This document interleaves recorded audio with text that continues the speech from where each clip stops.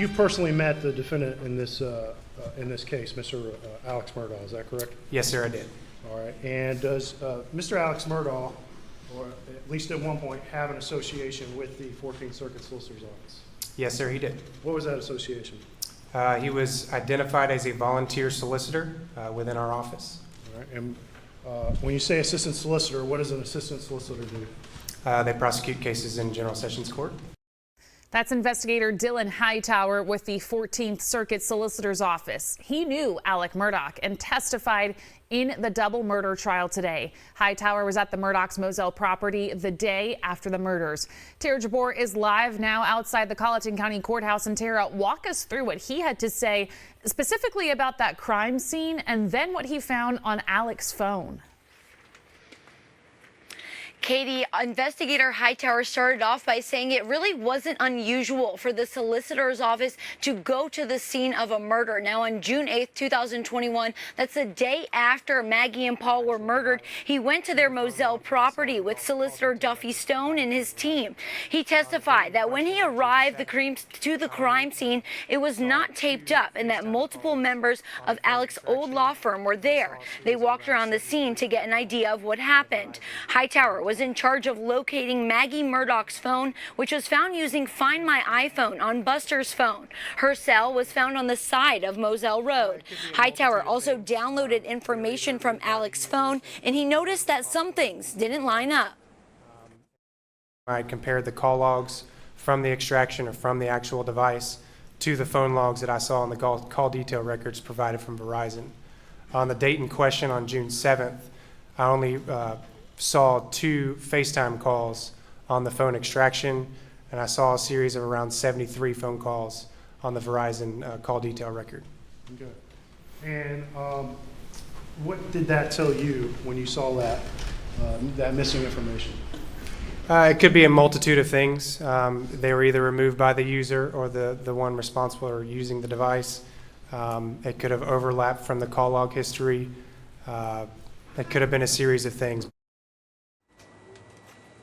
We did hear this testimony before from another expert who says Maggie's phone at one point showed 5 missed calls from Alex. The defense questioned Hightower, especially about mistakes they felt were made when the phone was located.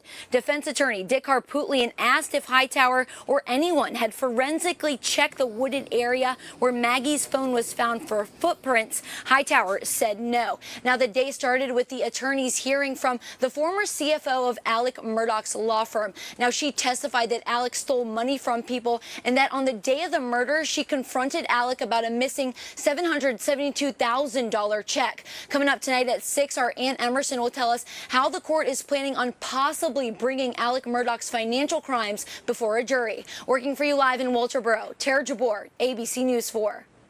All right, thank you, Tara. And remember to catch our daily podcast on this case. Hear what former State Attorney General Charlie Condon has to say about it in his exclusive legal analysis. We had nearly 50,000 downloads in the first week of the trial. Look for Unsolved South Carolina wherever you listen to podcasts. Welcome back. I'm here with our exclusive legal analyst and former South Carolina Attorney General Charlie Condon.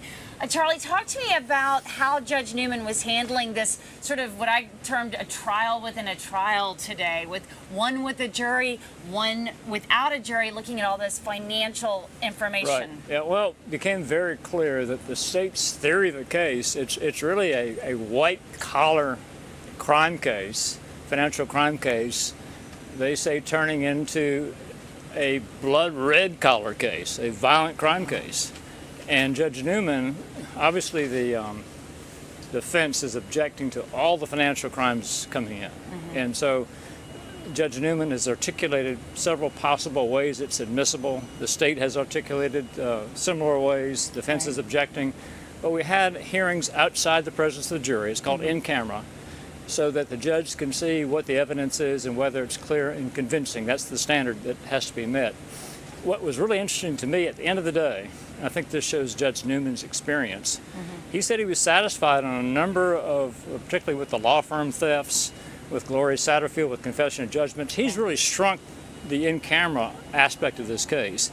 And so I think we're going to have just an hour or two tomorrow morning I think this witness, Attorney Tinsley, has to testify Monday. Right. But we're going to launch into actual evidence in front of the jury at 11 o'clock tomorrow.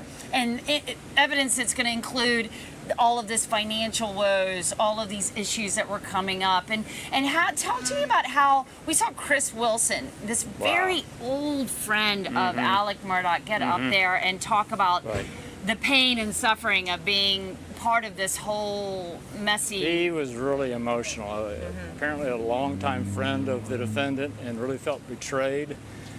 To me, a very interesting part of his testimony, he said he confronted Alex Murdaugh on the day he was on apparently his parents' porch in Alameda, a very emotional meeting, and that very night, that's when we had the botched assisted suicide attempt by this defendant. And he said he didn't believe it was really that. He thought it was the defendant trying possibly to kill himself. It just was really an emotional testimony. It really was, and we're going to be looking at all of these parts of this story later. Tonight, we're going to be having a daily recap on our podcast on South Carolina, the Murdaugh Murders, Muddy and Mystery. A lot more to unpack. I hope you can join us. Thank you so much, Charlie. Good to be here.